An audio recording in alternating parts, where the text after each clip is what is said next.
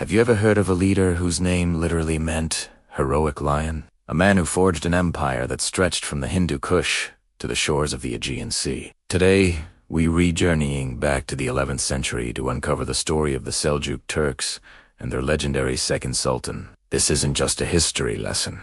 It's a tale of ambition, faith, and a battle that changed the world forever. So, who were the Seljuk Turks? Imagine a vast confederation of nomadic tribes, thundering across the Great Plains of Central Asia. Originally part of the Yabgu state, they were skilled horsemen and fierce archers, hardened by the unforgiving environment of the steppes.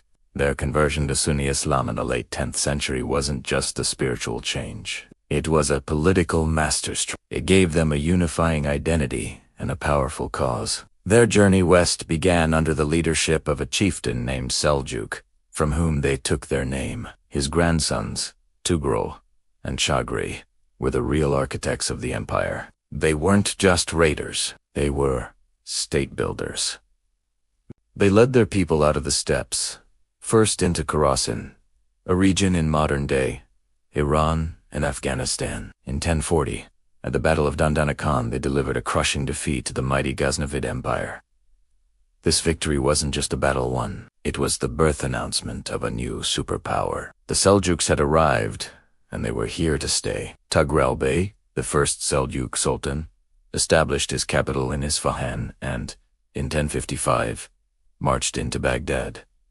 Now, this is a key moment. He didn't come to conquer the Abbasid Caliph, the spiritual head of Sunni Islam. He came as a protector. The Caliph was a puppet of a rival dynasty.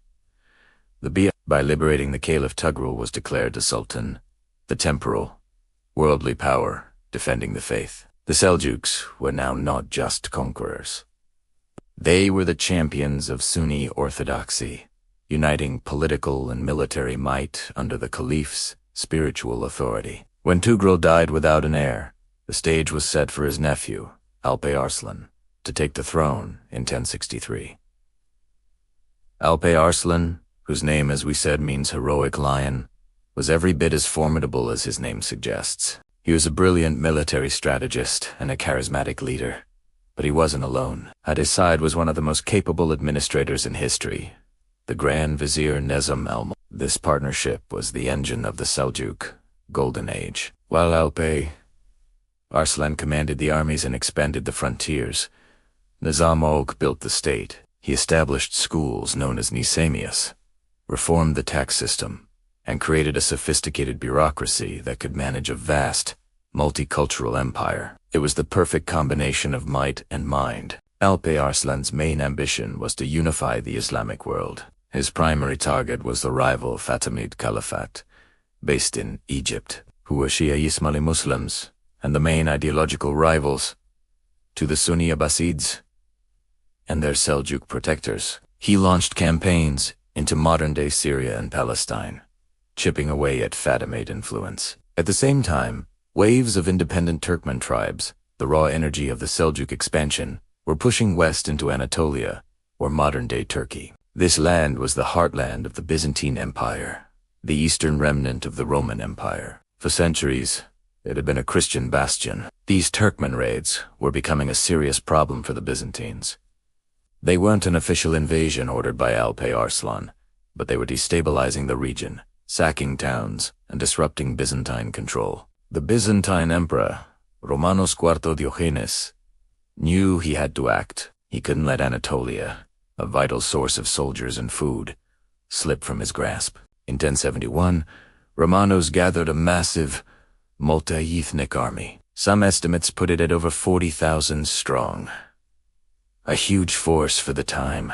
His goal was to march east, secure his frontier, and put a decisive end to the Turkish raids once and for all. Alp Arslan was actually in Syria, preparing to march on Egypt, when he heard news of this colossal Byzantine army heading straight for his heartland. He was faced with a critical choice: continue his campaign against the Fatimids, his planned objective, or turn back to face an unexpected and potentially overwhelming threat. The heroic lion didn't hesitate.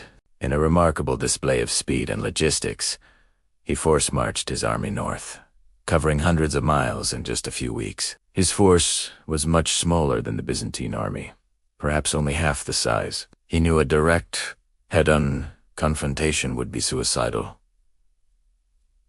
He needed a plan. He needed to use his army's strengths, mobility and archery. The two armies met near the town of Manzikert in eastern Anatolia on a hot August day in 1071. This is the moment that will echo through history. Alparslan Arslan tried to negotiate a peace treaty, but Emperor Romanos, confident in his superior numbers, refused. He wanted a decisive battle. He would get one, just not the one he expected. Alparslan Arslan dressed in a white robe, like an Islamic burial shroud, and gave a rousing speech to his men. He told them he was fighting for his faith, and that if he fell, this shroud would be his grave. He wasn't just a soldier, he was a soldier, ready to die alongside his troops. The battle began. The Seljuk horse archers executed a brilliant and classic step tactic. They rode forward, unleashed storms of arrows into the dense Byzantine ranks, and then pretended to retreat. This is the famous feigned retreat. It's an incredibly difficult maneuver to pull off, requiring immense discipline. The Byzantines, eager to crush the seemingly fleeing Turks, fell for the trap. Their disciplined lines began to break as they chased the Seljuks across the plain. This stretched their formation, creating gaps and disorder. As the sun began to set, Alparslan Arslan gave the signal. The fleeing Seljuk forces suddenly turned, while hidden reserves, positioned on the flanks, sprung from their hiding places. The Byzantines found themselves enveloped, surrounded in a deadly crescent. The trap had closed. Panic ripped through the Byzantine ranks. To make matters worse, some of their own mercenaries, including some of Turkic origin, either defected or fled the field. The result was a catastrophic, complete and utter disaster for the Byzantine army. By the end of the day, their army was shattered, and Emperor Romanos IV himself was a captive. Imagine the scene. The mighty Roman emperor, brought in chains before the nomadic sultan he had dismissed just hours earlier. Alparslan Arslan treated Romanos with respect. He famously asked him, "What would you have done if I were brought before you as a prisoner?" Romanos replied, "Perhaps I'd kill you, or exhibit you in the streets of Constantinople." Alparslan Arslan's response was legendary. "My punishment is far heavier. I forgive you and set you free." He negotiated a peace treaty, demanding a ransom and the handover of several border fortresses. He didn't seek to destroy the Byzantine Empire. He still saw the Fatimids as his main enemy. He just wanted to secure his northern border so he could focus south. But the consequences of Manzikert were far more profound than anyone, including Alparslan Arslan, could have imagined. When Romanos returned to Constantinople, he was betrayed, blinded, and deposed. The treaty he signed was worthless. The Byzantine Empire plunged into a decade of civil war as various generals fought for the throne. With no central authority and no army to defend its borders, the floodgates to Anatolia were thrown wide open. The Turkmen tribes, who had previously only raided the region, now poured in to settle. Within a few short years, the land that had been the core of Byzantium for 1,000 years was transformed into Turkey. The battle didn't just cripple the Byzantine military, it ripped the heart out of their empire, setting in motion a long decline that would culminate in the fall of Constantinople.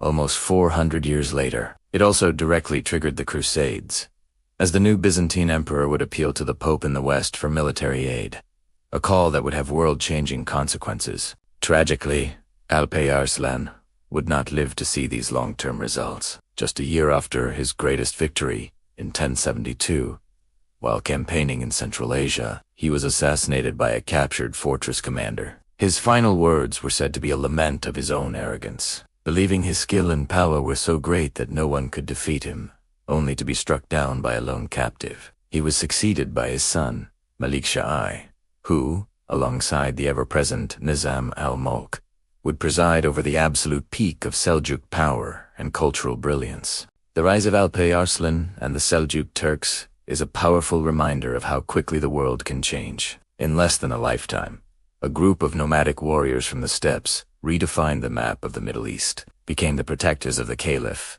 and dealt a blow to the Byzantine Empire from which it would never truly recover. Alpay Arslan, the heroic lion, was at the center of it all.